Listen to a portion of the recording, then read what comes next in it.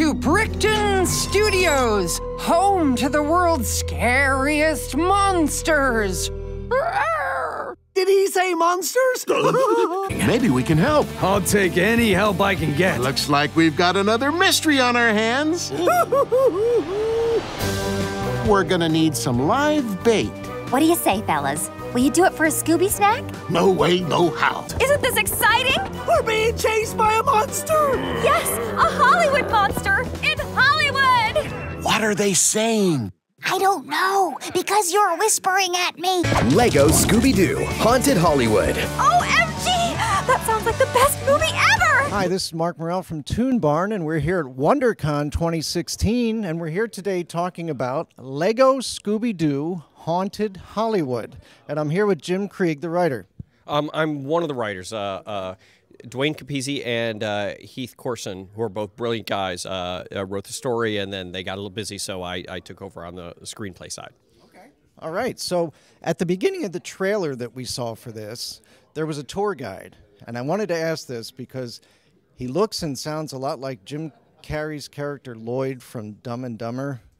Was that a planned thing?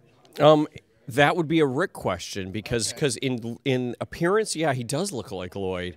I wrote him to be sort of, I don't know, I hope this isn't actionable. He's like Kenny from 30 Rock. Right. You know, he's just like super enthusiastic. Yes. He loves the studio. He believes in it, you know, and it's a studio that, it's sort of like Universal in that it made monster movies back in the day, and it's still sort of kind of coasting on that. Right. Those fumes, you know, 50 years later. Okay, so maybe you can catch us up. They also talk about how this Brickton studio is starting to go downhill because of all these movie monster ghosts showing up. So that's why the gang is there. So can you elaborate on that a little bit?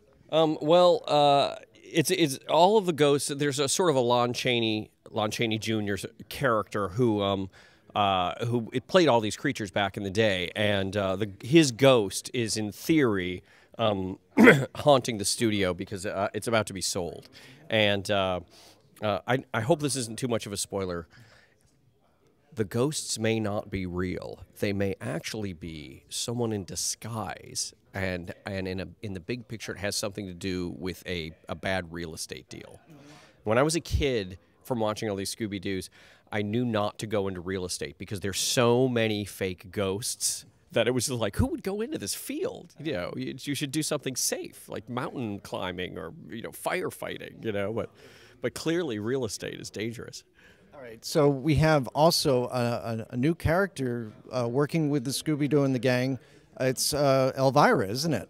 Oh yeah, that was so. When the outline came to me, there was a character who is not unlike Elvira, and I got really excited about this. And my friend Ted Biaselli is friends with Cassandra Peterson, and so I was like, boy, if we could get actual Elvira to play this Elvira type character, that would be great. And she did, and it's great. And you're not going to want to miss that. I hope Lego makes like a Comic-Con special, like one of those, like a little Elvira. Oh, that would be so great. Boy, that would be worth a lot of money. Right. I mean, not that it's about that. It's not about the money. It's about the fun. Right. But it would be worth a lot of money. All right. So obviously, there's all kinds of movie monsters and everything. So can we give us an example of some of the movie monsters we'll see in this? Obviously, we saw this guy down here. He's like the creature from the Black Lagoon. Yes, we have like there's a zombie. There's the headless horseman who has this great kind of little Lego pumpkin head, and the mummy, of course, and they're all kind of indicative of the super classic Scooby villains, the Scooby-Doo Where Are You villains. This guy is right out of the swamp episode with the witch and the zombie, which name it escapes me, and now there's going to be a lot of tweeting about how I don't remember the name of that episode. But yeah, they're all very classic. In the biplane too is from the first episode of Scooby-Doo. I think What a Night for a Night has. Do you know when you're listening to Scooby-Doo, the soundtrack for every single chase scene? Yeah.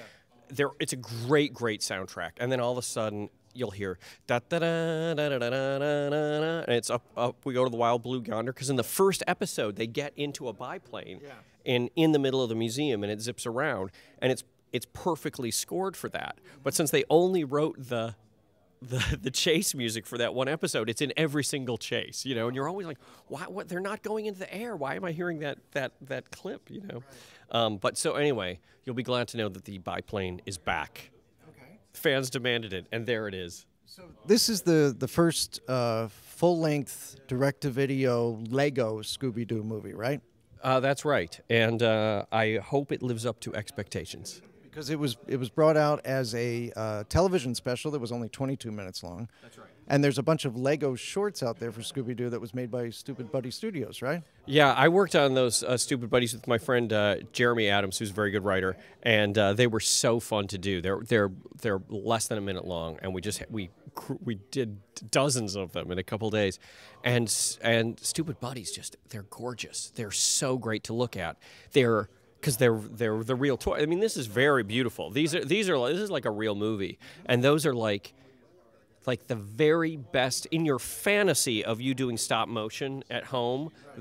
You would do these, but you really can't. But you should watch them. You look. I mean, if you look, where can we see them? You know what? I link all of them on my Twitter, and so does Jeremy Adams, Space Kicker. So if you go to those Twitters, you can dig them up. They're really great. Tell everybody what your Twitter is. Oh, mine's just Jim_Krieg, and I think Jeremy's is Space Kicker. Okay.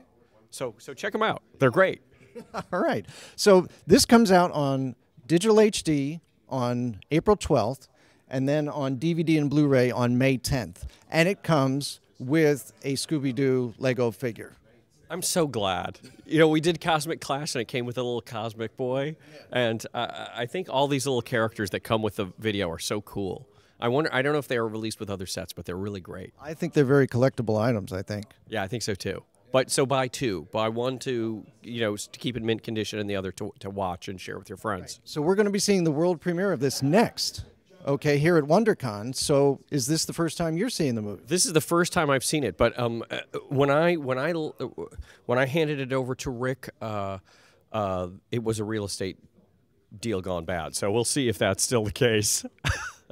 Okay, so things could change a little bit from what you originally thought. Yeah, no, it always changes a little bit. Okay, well that's cool. Well, thank you for joining us on ToonBarn at WonderCon. Thank you so much.